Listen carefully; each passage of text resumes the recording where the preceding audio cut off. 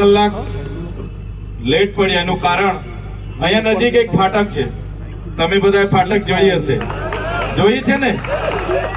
પેલું નાકું 3 વખત પડ્યું, ચોથી વખતે અમારો વારો આવ્યો છે.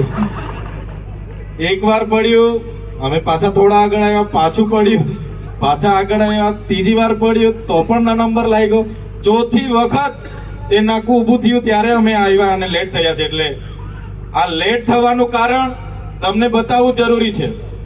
અમે જ્યારે 15મી મે 2022 ગુજરાતમાં પરિવર્તન યાત્રા આમ આદમી પાર્ટી દ્વારા કાઢવામાં આવી હતી અને ઉમરગામથી એનો શુભારંભ કરવામાં આવ્યો હતો, ત્યારે પણ આ નાકામાં અમે અટવાયા હતા. આજે 4 વર્ષ થઈ ગયા, આજે પણ આ નાકામાં જ અટવાઈએ છીએ. આ ભાજપનો વિકાસ છે. ત્યારે સાથીઓ, આ ઇન્ડસ્ટ્રીયલ એરિયા છે. અહીંયા એશિયાની બીજા નંબરની ઔદ્યોગિક વસાહતો છે. ઘણા આપણા પરિવારના યુવાનો, વડીલો આ કંપનીઓમાં કામ કરે છે. ત્યારે ગુજરાત સરકાર, ભારત સરકાર મોટા મોટા બણગાઓ ફૂંકે છે, પણ જે બંધારણમાં કામદારો માટેની જોગવાઈઓ છે, પણ જે બંધારણમાં કામદારો માટેની જે વ્યવસ્થાઓ છે, જે કાયદાઓ બનાવ્યા છે, એ કાયદાઓ આજ દિન સુધી એક વર્કરો માટે, કામદારો માટે આ સરકાર લાગુ કરાવી શકી નથી. સરકાર માત્ર ઉદ્યોગપતિઓનું સાંભળે છે. ક્યારેક પણ કોઈ કામદાર પોતાના પીએફ નથી મળતા, ક્યારેક મેડિક્લેમ નથી મળતા, ક્યારેક કોઈને આકસ્મિક ઘટના ઘટે એને વળતર નથી મળતું, ક્યારેક કોઈને પગાર સ્લીપ નથી મળતી, ક્યારેક કોઈને બોનસ નથી મળતું, ક્યારેક કોઈને ગ્રેજ્યુએટી નથી મળતી, ક્યારેક કોઈને ઇન્ક્રીમેન્ટ નથી મળતું.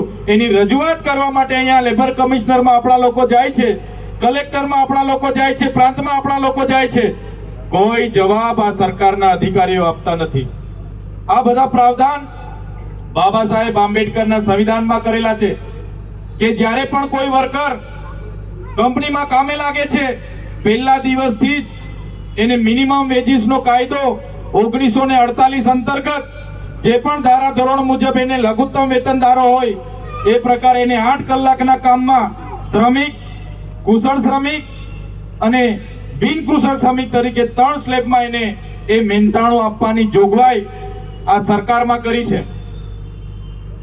પણ આજે એ કંપનીઓ અમલ નથી કરી રહી. બંધારણની જોગવાઈ હોવા છતાં એમના અધિકારીઓ અમલ નથી કરી રહ્યા, એમનું એસોસિએશન અમલ નથી કરી રહ્યું, એના કંપની કારખાનાના માલિકો અમલ નથી કરી રહ્યા. આજે કેટલી કંપનીમાં આપણા લોકો 10-10 વર્ષથી કામ કરે છે, 8-8, 10-10 વર્ષથી કામ કરે છે.